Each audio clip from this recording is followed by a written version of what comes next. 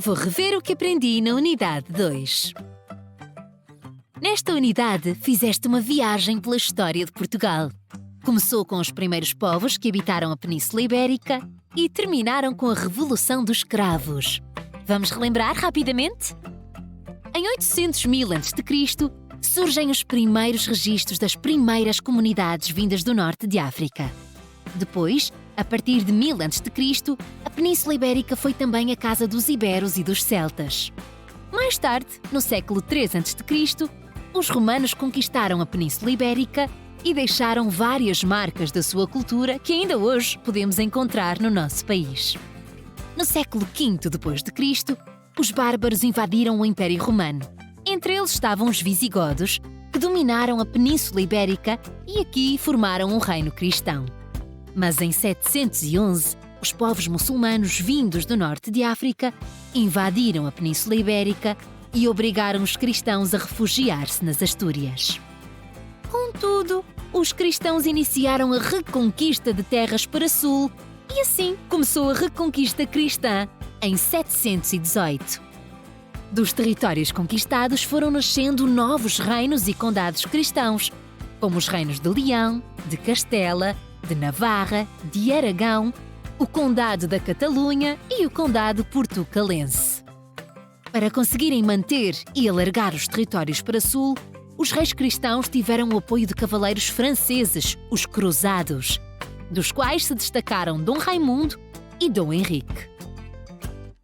Como recompensa, o rei Afonso VI, rei de Leão, ofereceu-lhes a mão das suas filhas em casamento e 2 territórios. Dom Raimundo recebeu o Condado da Galiza e, em casamento, Dona Urraca. Deste casamento nasceu Afonso VII. Por sua vez, Dom Henrique recebeu o Condado Portucalense e, em casamento, Dona Teresa. Deste casamento nasceu Dom Afonso Henriques. É a partir daqui que começa a formação do Reino de Portugal e os principais acontecimentos da primeira dinastia. Vamos continuar. O conde Dom Henrique, pai de Dom Afonso Henriques, morreu em 1112, sem realizar o seu desejo de tornar o Condado Portucalense independente. Dom Afonso Henriques tinha apenas 3 anos, pelo que o território passou a ser governado pela sua mãe, Dona Teresa. No entanto, Dom Afonso Henriques cresceu e mostrou-se cada vez mais descontente com o governo da mãe. Desse modo, em 1128, Dom Afonso Henriques lutou contra as tropas da sua mãe na Batalha de São Mamede, Guimarães, de onde saiu vencedor. Assumiu assim o governo do Condado Portucalense e, graças à sua persistência, obteve de Afonso VII, rei de Leão, seu primo, a independência do Condado Portucalense em 1143, em Zamora. Contudo, só em 1179 o Papa reconheceu o Reino de Portugal e Dom Afonso Henriques como seu soberano através da Bula Papal. Dom Afonso Henriques, conhecido como o Conquistador, continuou a sua luta contra os mouros, tendo conseguido alargar o território para sul.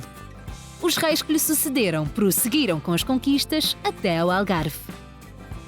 No entanto, a primeira dinastia chegou ao fim com uma crise de sucessão por falta de herdeiros que garantissem a independência do reino. Após uma série de batalhas entre Portugal e Castela, a independência do Reino de Portugal foi garantida. Dom João I, mestre de Avis, começou a governar em 1385, dando início à segunda dinastia, também conhecida como Dinastia de Avis. A segunda dinastia foi marcada por inúmeros acontecimentos. E foi nesta época que ocorreu a expansão marítima. Vamos recordar. Após a guerra com Castela, o país enfrentou uma crise económica. Os filhos de Dom João I viram na expansão uma forma de trazer riquezas de outros territórios e de expandir a fé cristã. Assim, partiu uma expedição para o norte de África em busca de ouro e especiarias, que em 1415 conquistou Ceuta. Outras conquistas se sucederam e iniciou-se deste modo a expansão marítima. Em 1434, Gilianos dobrou o Cabo Bujador. Em 1488, Bartolomeu Dias passou o Cabo das Tormentas, que mais tarde ficou conhecido por Cabo da Boa Esperança. Por sua vez, Vasco da Gama descobriu, em 1498, o caminho marítimo para a Índia, terra das especiarias e das riquezas. 2 anos mais tarde, em 1500, Pedro Álvares Cabral chegou ao Brasil. O Tratado de Tordesilhas, que dividia o mundo em 2 partes, uma de Portugal e outra do Reino de Castela, foi assinado em 1494.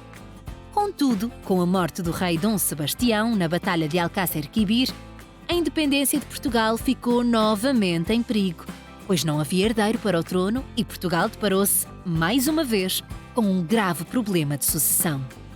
Após a morte do cardeal Dom Henrique, que faleceu pouco tempo depois, havia vários aspirantes ao trono. Esta tensão deu início ao período filipino e mais tarde à restauração da independência. Vamos recordar o que aconteceu. O povo defendia a escolha de um rei português, tendo sido aclamado Dom António, prior do Crato, como rei. Contudo, Filipe II de Espanha não aceitou esta decisão e invadiu Portugal. Tornou-se Dom Filipe I de Portugal, iniciando-se assim a terceira dinastia que durou 60 anos, conhecida como Dinastia Filipina. Os portugueses estavam muito descontentes com o domínio espanhol. No dia 1 de dezembro de 1640, um grupo de nobres organizou uma revolta e restaurou a independência de Portugal, aclamando Dom João, Duque de Bragança, como o novo rei. Iniciava-se então a 4ª e última dinastia. Vamos recordar os principais acontecimentos da 4ª dinastia. Como terminou a monarquia e foi implantada a República. Espanha não desistiu de reconquistar Portugal e travavam-se várias batalhas durante a Guerra da Restauração. Após este período, foi assinado um tratado de paz entre Portugal e Espanha. Dom João V, filho de Dom Pedro II, sucedeu-lhe ao trono. Durante o seu reinado chegava do Brasil cana-de-açúcar, tabaco, algodão, ouro e pedras preciosas. Do continente africano chegavam escravos. Dom João V tornou-se um monarca rico, poderoso e absoluto. Governou sem convocar cortes e concentrou em si todo o poder.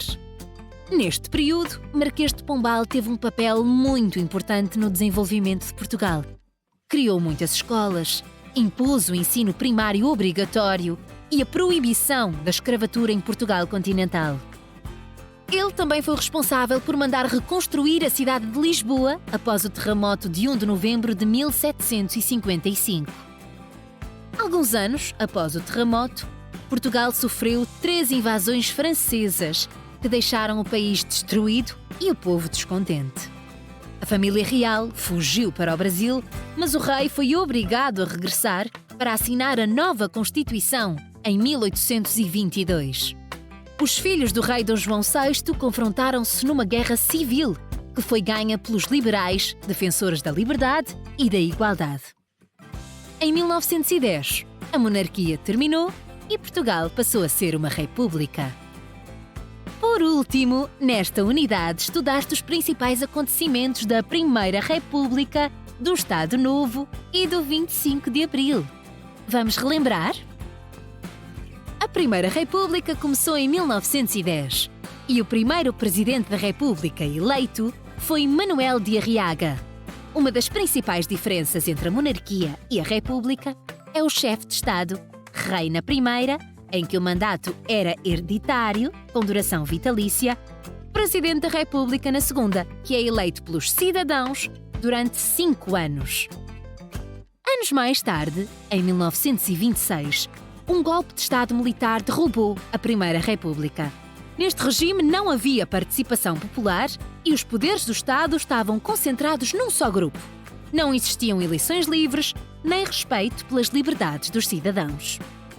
Então, em 1932, Salazar tornou-se presidente do Conselho de Ministros e instaurou o Estado Novo, mantendo o país numa ditadura, perpetuando a falta dos direitos fundamentais da população portuguesa. Salazar adoeceu em 1968 e foi substituído por Marcelo Caetano, que manteve o regime. A guerra colonial e a insatisfação popular levaram a um movimento revolucionário. Desse modo, a 25 de abril de 1974, um grupo de militares levou a cabo uma revolução pacífica que derrubou a ditadura e foram assim recuperados muitos dos direitos fundamentais perdidos e conquistados novos direitos. Nesta unidade, aprendeste muitas datas e acontecimentos que fazem parte da história do nosso país e do que somos hoje. Vamos responder a algumas questões para colocar em prática o que aprendeste.